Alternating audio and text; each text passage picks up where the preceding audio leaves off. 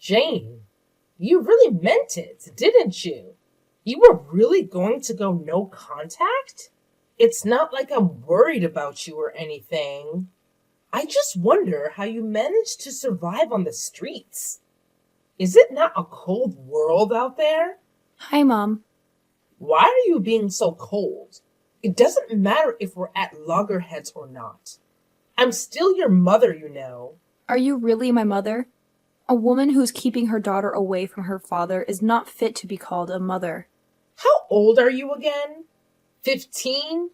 You're still too young to understand anything right now. One day in the future, you'll understand that I kept him away from you for your own good. Now, stop being silly and get back home. You have a week's worth of work to comb through. A maid? That's all I really am to you, right? You don't care in the least how I've been surviving for the past week. But you're worried about the house chores? If a child can think of stealing her mother's phone and running away, I can bet she had a full-blown plan on how to pull through. So, I cannot be worried about that. As a matter of fact, I'm really proud of you for taking that bold step. It means you're really catching on. For what it's worth, I am a really great teacher. You're unbelievable, Mom. Like you, right? Get back home this instant and get this mess cleaned up. I could not have spent 8 whole hours in the labor room, only to have you come into the world and leave all the work for me.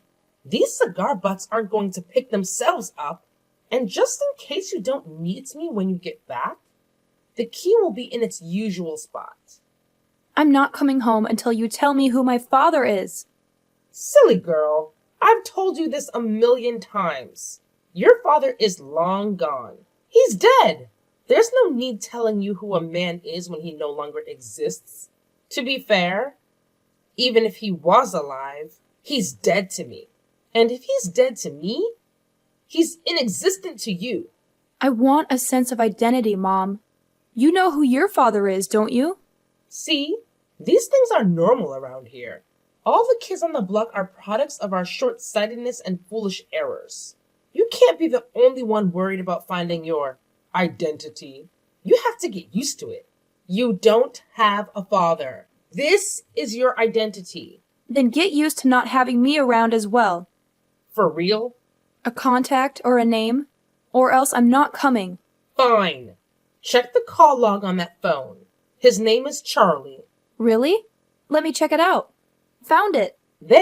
There's your contact. Now come home and get this place cleaned up. I'm going on a date right now. Again?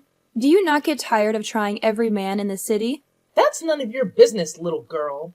I'm going to find us a rich man who will take care of our bills. And give me another sibling? I have 10 already. I'm tired. Shut up! I hope you gave me the right name this time. Yes, but don't expect too much out of it. I told you before. He is dead.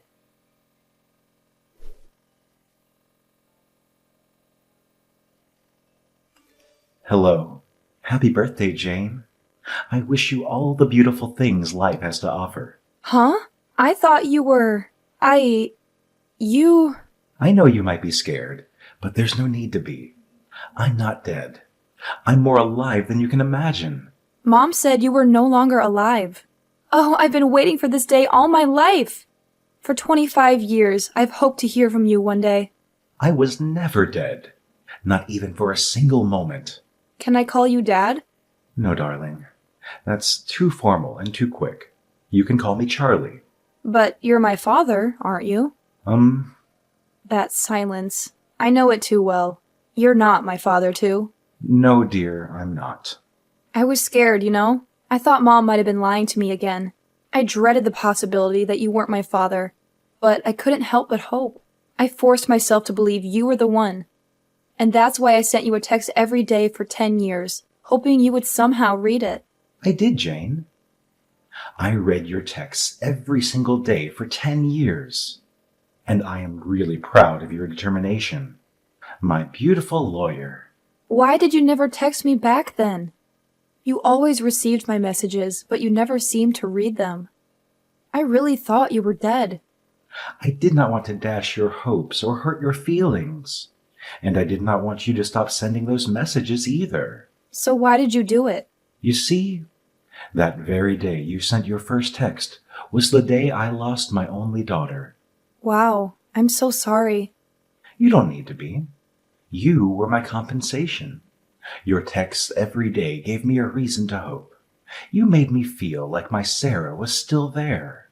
Oh, I'm still so confused. It's understandable. Ask me anything. I'll tell you everything you need to know. Why did Mom give me your number when she knew you were not my dad? I guess it was because I was just recently involved in a fatal accident that claimed my left leg. I'm sure she thought I was dead. Okay, but is there no way you could be my father? Truth be told, I did have a fling with Eve. But being a man of integrity, I ran a DNA test to confirm your paternity when she brought it up. And?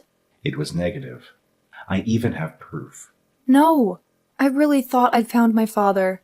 I know. You've told me a whole lot about your dream of having him walk you down the aisle. I might have to give up on that dream now. My wedding is in 3 months. I'm sorry that I'm not your biological father, but I am willing to help you look for him. Really? Yeah, I believe he is alive. I've even been compiling a long list of men I know of that could potentially be your father. That was going to be my gift to you today. Oh my God, I don't know what to say. 7 Bentner Drive, the last floor. That's my restaurant. Let's meet up, okay? Okay.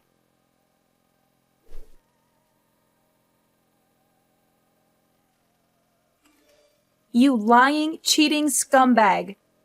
What? Watch your tongue, young woman. You told me Charlie was dead. You told me he was my father. Okay. What do you mean, okay? You lied to me. Again. What does it matter? It's not like it would change anything if you knew who your father is. How can you even say that? I want to know who my father is, Mom. Is that too much to ask? I did not ask to be born. Why do I have to be the one struggling for an identity when you keep jumping from one rich man's bed to the other? So, let me get this straight. You just called to insult me? My wedding is in 3 months, Mom. I want my father to walk me down the aisle. I was going to do it with Charlie's photograph because I thought he was my father. But now that I know he's not, I just really want to find my father. Come to the house. We can talk this out. Talk? I don't want to talk. What do you want to tell me? That I should get used to being fatherless? That I should take it lying down just like the other kids on the block? That's old news. I cannot come all the way there for nonsense. Then I cannot help you. What? I can't help you. Besides, it's too late to know who he is. I mean, you've got your life figured out, you know? You practically don't need a father. You are just so evil. See, Jane, I don't have the time to be trading words with you right now. I'm actually running late for my date with a money bag I just found. Mom, you need to tell me who my father is, else I'm not coming home. Back to old tricks, I see. You make me laugh, Jane. Those things don't move me anymore. I literally have 11 other children to fall back to. You're the least of my worries. Okay, fine. Then you cannot come to my wedding. What did you say? You are uninvited. You do not deserve to share in my joy. Oh my God. Jane, how much more desperate can you get? What do I have to gain from being in your broke-ass wedding? You're getting married to a nobody. I cannot be found in such gatherings. I hate you. I have to rush on my Tinder date right now. Good luck finding your inexistent father. Ha ha!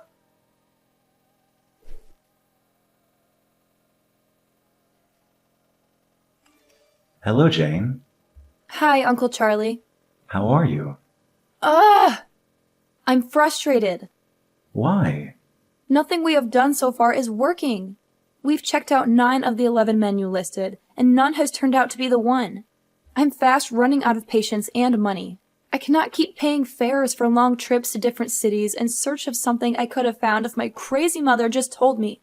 I understand your frustrations, Jane, but we should at least be glad they all consented to DNA testing. What if they said no? We would have been double frustrated by now. It's funny, but not funny. I just wish we could make some progress. We will. You just have to keep your hopes up. When? I don't even feel like trying anymore. Maybe I should just give up on my childhood dreams. You cannot give up now, dear. You've come such a long way to stop now. We're going to finish what we started. And if we're unable to find your real father, then so be it. Is there anybody you think it might be from the two? It's hard to say, but we'll just do what we can and leave the rest up to nature, even though I'm kind of worried about something. What is it? Henry Smith's. That's one of the last two men on the list. What about him? I doubt he'll consent to taking a test. Why? Who would reject the idea of finding his lost child? Well, a man who doesn't need one would. And Henry is one of such men. We used to be friends back in the day. Best of friends, even. But our friendship grew sour when Eve came between us. Okay. They were dating at first, but Eve left him because he was broke at the time. Typical mom. She got with me briefly after that, just to spite him. And that was how she broke up our friendship. Wow. But things have changed today. You won't believe it, but he's the founder and CEO of Woods & Company, one of the fastest growing construction firms in Mexico City. This guy is rolling in dough, like seriously loaded. Eve would be so flustered if she found out she ditched a guy with so much potential out of sheer greed. Wow, that's insane. So, what's the catch? Well, here's the thing. He has a strong reputation for being a no-nonsense kind of guy. He's not one to mess around, and I'm not even sure if I can help you approach him for a DNA test like I did with the others. I mean, I'm kinda ashamed of what I did to him 26 years ago, you know? Yeah, I get it. That's a tough situation. So, what do we do now? Honestly, I don't know. It's a tricky spot we're in. You know how you've been asking me what gift you'll give me for my wedding? Yeah, I remember. What about it? Well, here's an idea. This whole situation with Mr. Smith's could be the gift. We'll go and see him together as a team. Oh, I see where you're going with this. You mean I'll use my connections and experience to help you navigate this whole DNA test thing? Exactly. This is it, Charlie. It's a way for you to support me in a meaningful way, and together we can uncover the truth. What do you think? I think that's a brilliant plan, Jane. Consider it done. We'll face Mr. Smith together and see what we can uncover. It's a gift that goes beyond material things. It's about family and finding the truth.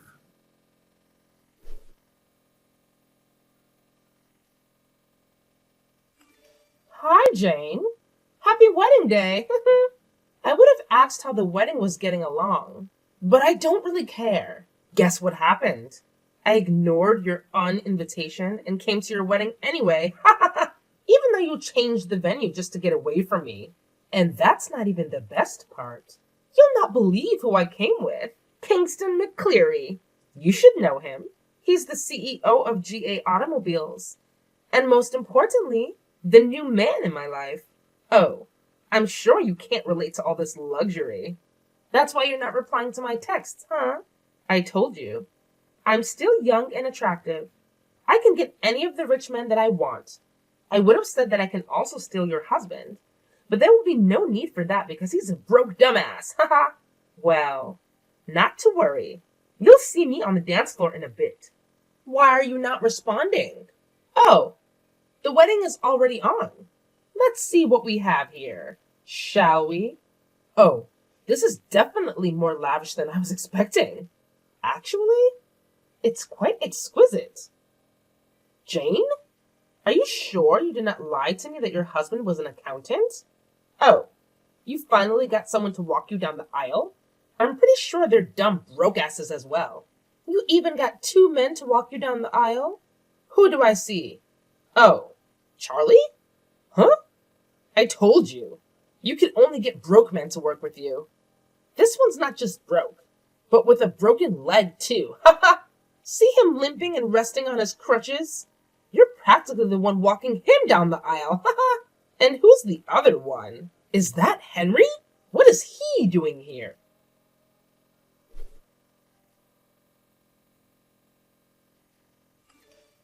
dare you, you ungrateful imp? Excuse me? You found Henry, and you didn't think to tell me? That's a little demanding, don't you think? I'm an adult married woman now. You don't think I'll be telling you everything I do you? I think this is all my fault. The reason you're still able to text me and talk rubbish is because I haven't blocked you on all platforms yet. You cannot even do that. Wanna bet? I'll do it now and 1,000,000 times over if I have to. You are wicked and selfish and materialistic, to the point that you did not care at all what impact your stupid actions had on me or any of my siblings. You cannot speak to me in that tone of voice, young lady. Oh, but I can. Because you deserve to be spoken to that way, and even worse. You're not a mother, and should not be regarded as one. That is not for you to decide, Jane. I brought you into this world. I call the shots.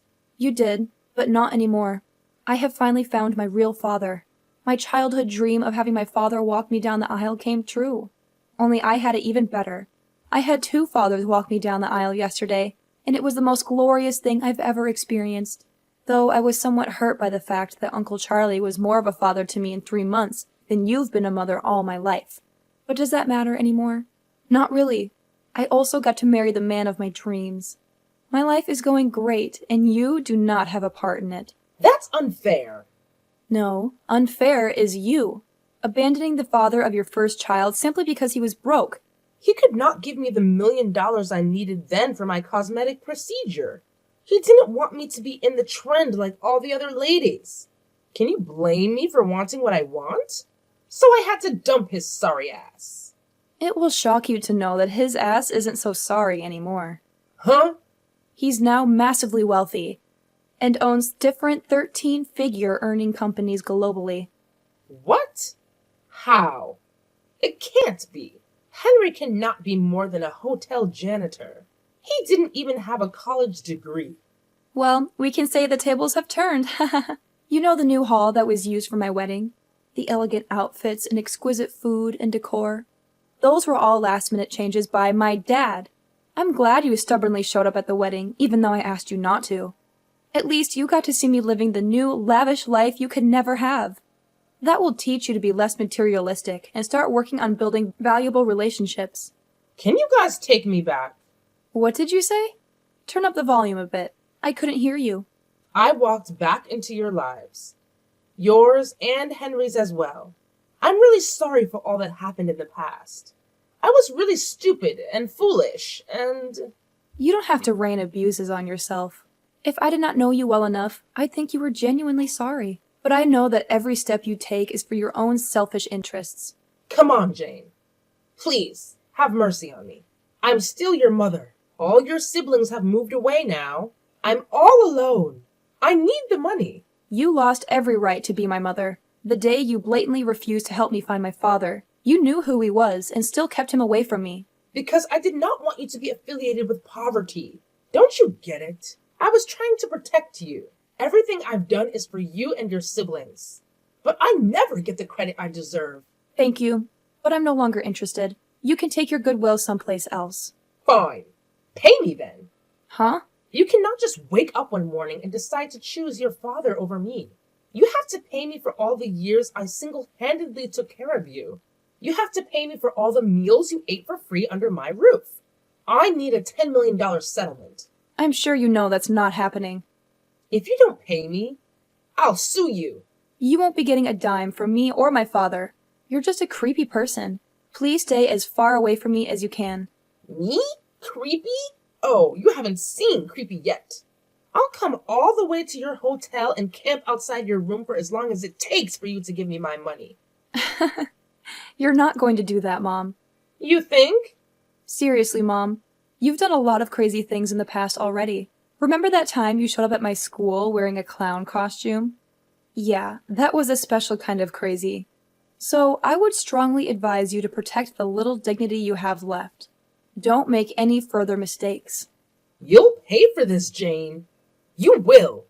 Oh, please. Spare me the threats, Mom. You're not scaring anyone with your empty words. If anything, you're just embarrassing yourself further. So do us all a favor and just walk away. It's time to accept the reality that you won't be getting any money from us.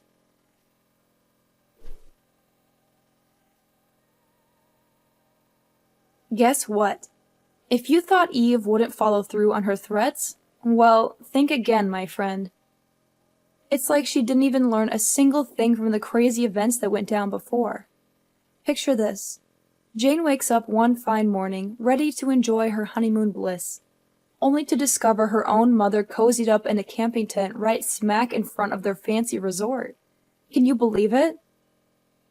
The moment Eve laid eyes on her dumbfounded daughter, she whipped out this wild-looking placard and started chanting like a maniac, demanding her money. I mean, talk about a scene. Eve's screams caught the attention of not only the other bewildered guests at the resort, but also the security agents who swiftly intervened, giving her the boot. But here's the kicker, folks. Turns out, one of Jane's siblings, probably fearing for their mother's well-being, spilled the beans about her exact location. You see, Eve had been making threats, saying she'd harm herself if she didn't get what she wanted. And get this, all of this hullabaloo was just a ploy to grab Henry's attention. Oh, and maybe a chunk of his hard-earned cash, too. Talk about not planning things well enough, right? Because, let me tell you, her little circus act only made Henry dislike her even more. Not to mention poor Jane and her newlywed hubby, who had to uproot themselves and move to a whole new city just to escape Eve's clutches. They decided that the best place for Eve was a psychiatric home, where she could get the help she needed. Fast forward a few years, and Jane and her awesome hubby are proud parents of 3 beautiful children. They've worked their tails off to maintain a happy and stable relationship, determined to shield their kids from all the craziness that Jane went through in her past. They never want their children to experience even an ounce of the madness that Eve brought into their lives.